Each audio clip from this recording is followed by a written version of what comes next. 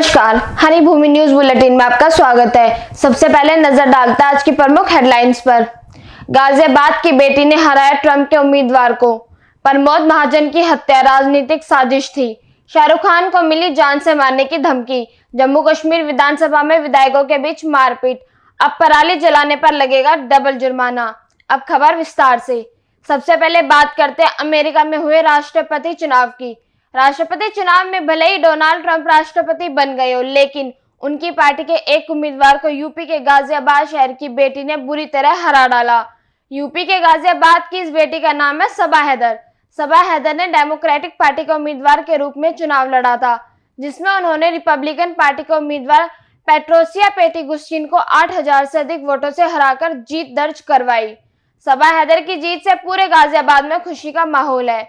सबा हैदर ने सबका दिल जीत लिया है। उनके घर बधाई देने वालों का तांता लगा हुआ है।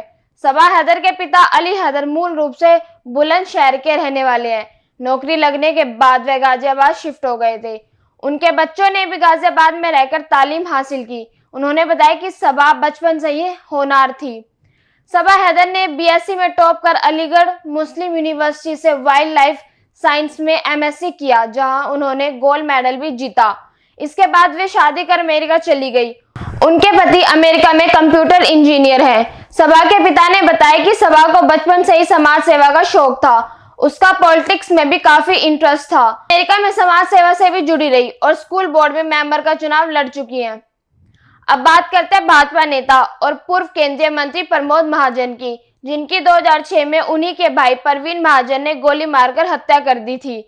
प्रमोद महाजन की बेटी और पूर्व सांसद पूनम महाजन ने आज सनसनीखेज खुलासा किया कि उनके पिता की हत्या कोई पारिवारिक मामला या दुश्मनी नहीं थी, बल्कि राजनीतिक साजिश। पूनम महाजन ने मीडिया से बात करते कहा कि एक बड़ी साजिश थी।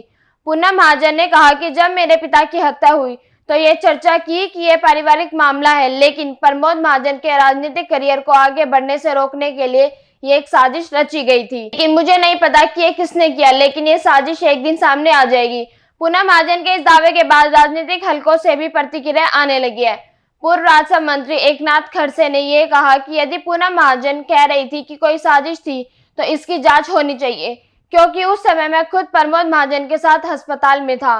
सरकार को पूनम महाजन के दावे का गंभीरता से संज्ञान लेना चाहिए और जांच करनी चाहिए। वहीं पूनम महाजन द्वारा लगाए गए इस गंभीर आरोप के बाद भाजपा नेता सुधीर मुंगंटीवार ने कहा कि अगर उनके पास कोई सबूत या ऐसे दस्तावेज है तो उन्हें सरकार को देना चाहिए। सरकार निश्चित रूप से इसकी जांच करेगी। अगर कोई दोषी है तो उसके खिलाफ कार्रवाई की जाएगी। अगली खबर शाहरुख खान से जुड़ी हुई है। सलमान खान के बाद अब शाहरुख खान को जान से मारने की धमकी मिली। मुंबई पुलिस ने शिकायत मिलते ही मामले की जांच शुरू कर दी है। धमकी मिलने के बाद शाहरुख खान के घर मन्नत के बाद सिक्योरिटी बढ़ा दी गई है। पुलिस से मिली जानकारी के अनुसार जिस नंबर से धमकी दी गई है वे छत्तीसगढ़ के फैजान नाम के शख्स के नाम पर रजिस्टर्ड है। नंबर ट्रेस होते ही मुंबई पुलिस रायपुर पहुंच गई है। आपको बता दें कि बांदा पुलिस स्टेशन में एक अज्ञात कॉलर का कॉल आया था।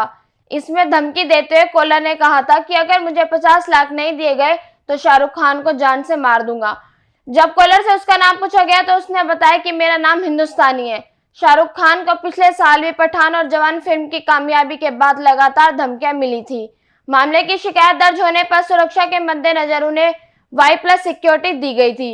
तभी से शाहरुख खान हर जगह कड़ी सिक्योरिटी में जाते हैं। और अब बात करते हैं जम्मू कश्मीर की। जम्मू कश्मीर विधानसभा में आर्टिकल 370 की वापसी को लेकर विधायकों के बीच जमकर हाथापाई हुई। सत्ता पक्ष और भाजपा के विधायकों ने एक दूसरे की कॉलर पकड़ी और धक्का मुक्की की। सदन में हंगामे के चलते पहले विधानसभा की कार्यवाही 20 मिनट और उसके बाद कल तक के लिए स्थगित कर दी गई।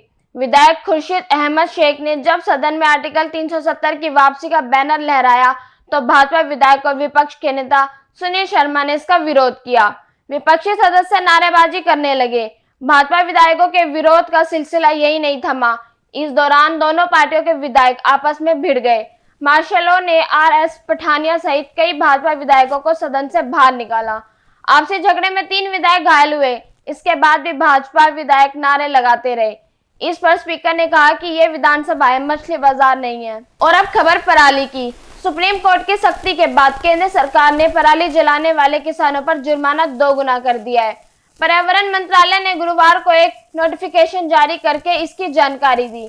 नए नियम के अनुसार अब 2 एकड़ से कम जमीन पर 5,000 रुपए का जुर्माना लगेगा।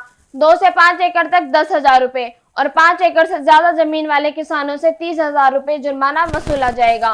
पर्यावरण मंत्रालय के आदेश के बाद उत्तर प्रदेश, पंजाब, हरियाणा, राजस्थान और दिल्ली सरकार इन नियमों को लागू करने के लिए बाध्य होंगी। आपको बता दें कि 4 नवंबर को सुप्रीम कोर्ट ने सुनवाई के दौरान पराली पर पंजाब, हरियाणा से 14 नवंबर तक अपना जवाब दाखिल करने को कहा था। सुप्रीम कोर्ट ने दोनों सरकारों को फटकार भी लगाई थी। ऐसी खबरों से जुड़े रहने के लिए देखते रहिए हरिभूमि टीवी और विस्तार से जाने तो हरिभूमि अखबार पढ़े।